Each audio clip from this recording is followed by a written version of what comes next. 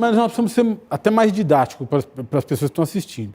As pessoas, ministro, que conversam com a gente e com o senhor também, dizem o seguinte: metade do país não entende por que o presidente Lula foi preso e por que o Supremo deixou que ele fosse preso. A outra metade não entende por que ele foi solto 580 dias depois de ter sido preso. Eu acho que o senhor é a melhor pessoa para explicar isso.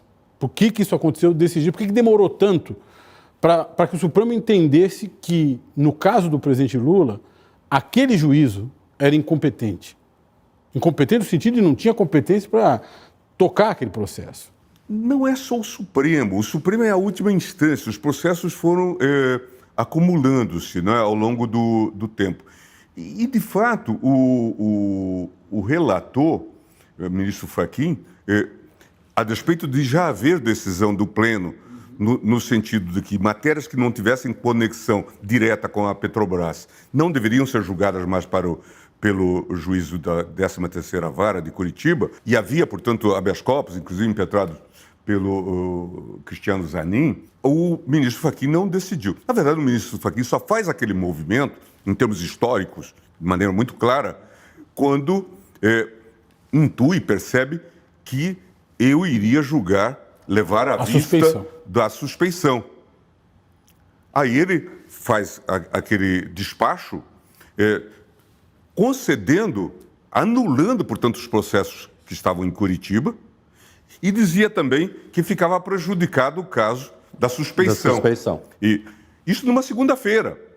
Na terça-feira, eu levo, então, o voto vista, passamos a madrugada terminando, e levo o voto vista e digo: nós temos que prosseguir no julgamento. Ele pode fazer o que quiser com os processos dele, inclusive encaminhar para o plenário. O nosso processo que começou aqui, até porque quando esse processo começou na turma, ainda na presença de Celso de Mello, eu propus que levássemos para o plenário a questão da suspeição do Moro. Sim. E a turma rejeitou. Então ele vai prosseguir aqui e nós vamos decidir aqui. E foi o que corretamente nós fizemos. Porque a partir daí ficou claro que era um juízo de suspeição. É claro que nós estávamos também num outro contexto que a gente tem que relembrar aqui, não é? E que reforçou imensamente a concepção negativa sobre tudo aquilo que se passou em Curitiba. E quanto mais se descobre, quanto mais fatos são revelados, a gente vê que essa praxis se tornou algo extensivo. Veja o que aconteceu agora na 7ª Vara lá do Rio de Janeiro, do juiz Bretas. Então, a revelação pela Vaza Jato do que era o submundo, porque é essa expressão que nós temos que usar, é o submundo da Vara de Curitiba. E é curioso isso. De fato, houve muitas respostas, o judiciário passou a anular, mas ninguém está discutindo hoje ainda, e aí acho que faltam das associações, da OAB, a própria Justiça Federal teria que estar fazendo um meia-culpa. O que nós fizemos de errado para contratar um juiz como o Moro? Que prova errada a gente faz para permitir que o sujeito escreva conge? E que tem uma concepção fascista do processo penal, que os próprios procuradores chamavam o Código do Russo. Isso. Que podia ser o Código Soviético. O apelido do Moro. Agora, nós temos que discutir seriamente isso. O Congresso aprovou o juiz de garantias. Temos que implementar, porque há algo de muito errado para a gente não reeditar isso. Juiz mal escolhido, mal formado, porque não há nenhuma dúvida sobre isso, não sabia processo, não tinha noção mínima. E, de fato, eu acho que nós deveríamos estar discutindo. Eu acho que o Conselho da Justiça Federal, por exemplo, que é o órgão correcional, teria que estar hoje refazendo isso. Que concurso eu faço que seleciono esses tipos? Veja, eu fui aluno, estudioso, deve supor, e tal, que carregava livros. Magrinho carregava livros, tem fotos minhas aí.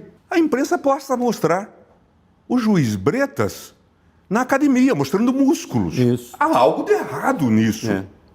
Quer dizer, nós estamos selecionando gente para mostrar músculo.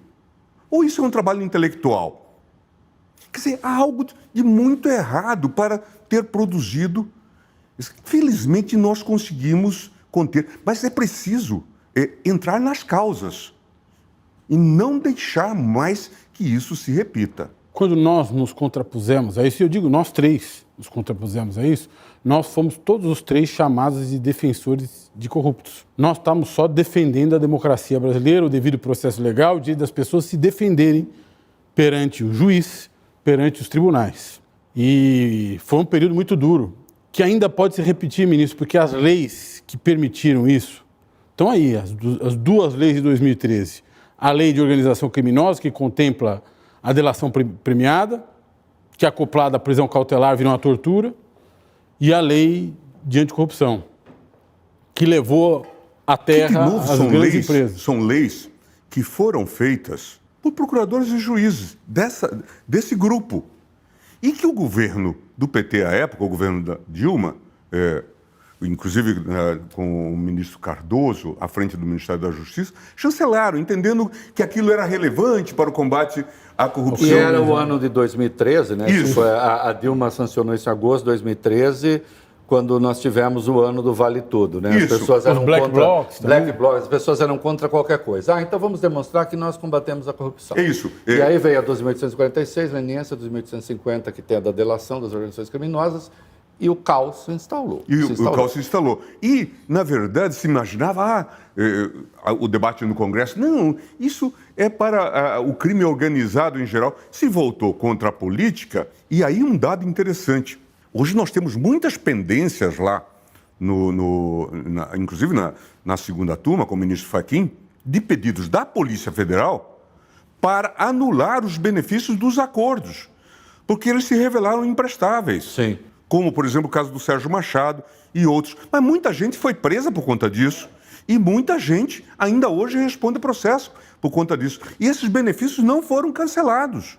Imagina as consequências que isso teve, inclusive, na economia. Aí, que eu falei do livro, o Valfrido escreveu um livro sobre isso, que chama, aliás, dá um nome. O espetáculo da corrupção. O espetáculo da corrupção. Né? Claro, porque era todo um modelo engendrado e que, ao fim e ao cabo, vai ser usado para produzir Bolsonaro. Claro. Tanto é que não tem nenhuma dúvida. Esses dias saiu uma declaração que eu achei muito engraçada do Deltan Dallagnol dizendo sobre essa questão das joias. Veja, não vou fazer nenhum juízo sobre isso. E ele dizendo assim, por enquanto eu tenho muitas dúvidas, estou estudando porque é um tema muito complexo. Partindo dele é até algo positivo, né? Porque ele tinha juízo sobre tudo. Né? Lembra do famoso organograma, né? Do PowerPoint e coisa. Não, nós temos que agora é aquela linha, né? Que está nas músicas, né? Do cancioneiro popular. Primeiro é preciso julgar para depois condenar, não é? Quer dizer, eles não sabiam disso, julgavam antes. Não, e agora ele está usando o Twitter, né? Até comentei isso, falei, bom, ele está usando o Twitter para dizer, calma, gente, vamos analisar. Porque antes ele usava o Twitter, coisas que estavam no Supremo, ele usava o Twitter para mobilizar a opinião pública contra o Supremo, dizendo que qualquer decisão diferente da opinião dele seria, na verdade, condescender com a corrupção. É isso.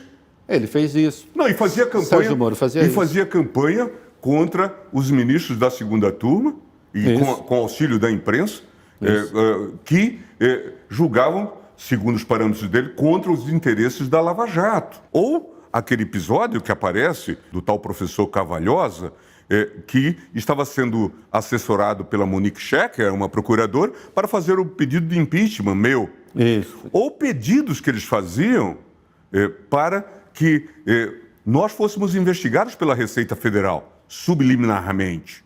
Né? E isso era utilizado. Quer dizer, de fato... Aliás, chegaram a escarafunchar a sua vida na Receita, né? Sim. Sua, da sua mulher. Agora isso aparece, nessa investigação relativa ao Bretas, aparece lá uma carta, uma coisa do tipo, sujeito dizendo, olha, eu sei o que o senhor fez contra o Gilmar Mendes, e eu posso denunciar.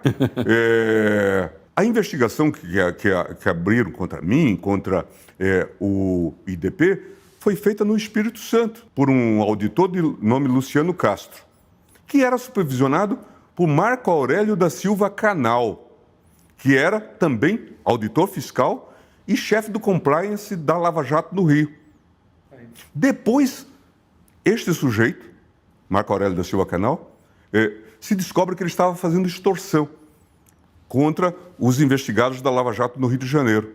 Estado paralelo, Estado policial e Estado criminoso, tudo junto. E no Brasil a gente também descobre uma outra questão, que mostra-se nessa participação do Moro, na contratação dessa empresa americana, que depois vai contratá-lo. Álvares e Marçal. Álvares e Marçal. A gente descobre o quê? Que os combatentes de corrupção gostam muito de dinheiro. É uma coisa curiosa. O próprio acordo da Fundação Dallagnol, 2,5 bi, que daria um pedaço para os clientes do Dr. Carvalhosa, os minoritários da Petrobras. Veja, é todo um quadro preocupante. E tudo isso precisa ser refeito, Por isso que é importante cobrar do Supremo decidir a questão do juiz de garantias. Porque esse sistema tem que ser varrido. É importante explicar para as pessoas o que é isso. Né? Tem um juiz que julga e tem um juiz que instrui o processo, ou seja, coleta as provas para formar uma opinião sobre o caso. O juiz que coleta as provas, ele se emporcalha da prova, ele defere quebra de sigilo bancário, quebra de sigilo fiscal, não é isso, ministro? E aí ele forma uma opinião. Ele já faz escolhas. Escolhas. E aí não é justo que ele julgue a causa, porque ele perdeu a imparcialidade. É isso, né? É isso, fundamentalmente, é fazer essa separação e não ter esse envolvimento, inclusive de cooperação que nós vimos, né? Que é o caso mais escandaloso que se conhece. A Vaza Jato revelou. Eu fiz parte do consórcio, inclusive, da Vaza Jato. O Reinaldo esteve naquele grupo que podia divulgar os conteúdos. E tudo que sai daquilo enoja, é nojento. Denúncia que era submetida ao russo antes, para ele dizer, acrescenta isso ou acrescenta aquilo. Indicação de testemunhas. Você esqueceu de chamar fulano. Isso. E coisa... É hora de fazer uma nova fase, hora de uma nova fase na Operação Lava Jato, também combinado, revelado pelo Intercept Brasil, com Leandro Demore. Muita coisa errada. E aí a gente tem que, de novo, voltar às causas. Poxa, como que a gente selecionou essa gente tão chinfrim?